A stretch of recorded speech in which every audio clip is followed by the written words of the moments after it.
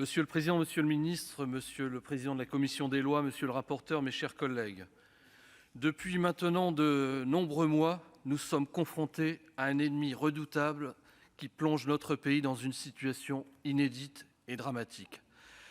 Des dizaines de milliers de nos concitoyens ont été touchés par la Covid ou le sont encore, tandis que 38 000 d'entre eux sont décédés.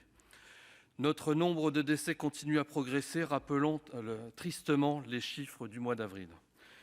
Depuis l'examen en première lecture par le Sénat de ce projet de loi, la dégradation de la situation a conduit le gouvernement, le 24 octobre dernier, à élargir à la moitié du pays le couvre-feu déjà en vigueur dans certaines métropoles.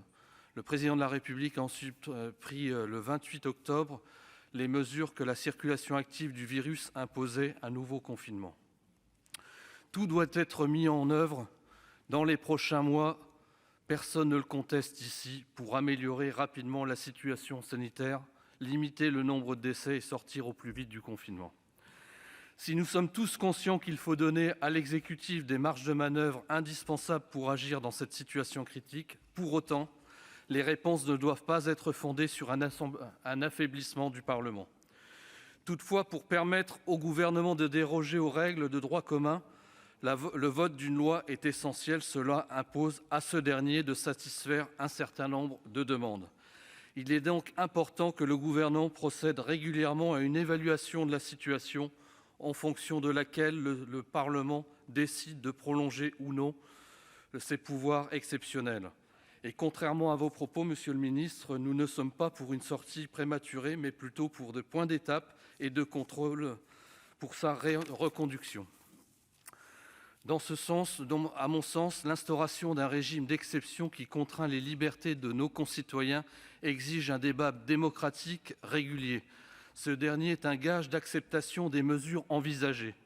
Contourner ne fera que renforcer la défiance des Français. Le succès de ces mesures dépend de la participation active, de l'adhésion de tous, il faut le rappeler.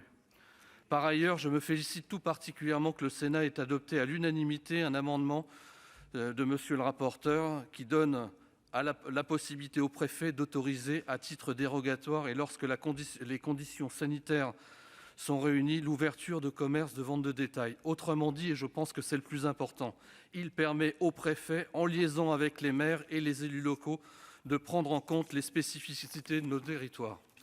Monsieur le ministre, pour affronter cette situation, le Parlement doit être pleinement associé. Vous devez vous appuyer sur un débat parlementaire et sur la représentation nationale autant que possible. Vous n'en serez que renforcés.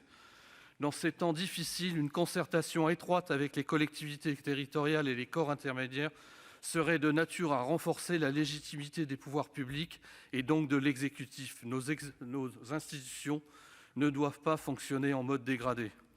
De plus, adapter les politiques publiques aux réalités de territoire permettrait de rassurer les Français en ces temps de défiance. Monsieur le ministre, mes chers collègues, le groupe Les Indépendants est donc soucieux de concilier la nécessité de faire face à la pandémie qui nous frappe et le respect des pouvoirs du Parlement et des institutions. Donc nous soutiendrons les avis de la commission des lois qui garantit la consultation régulière du Parlement. Je vous remercie. Merci, chers collègues.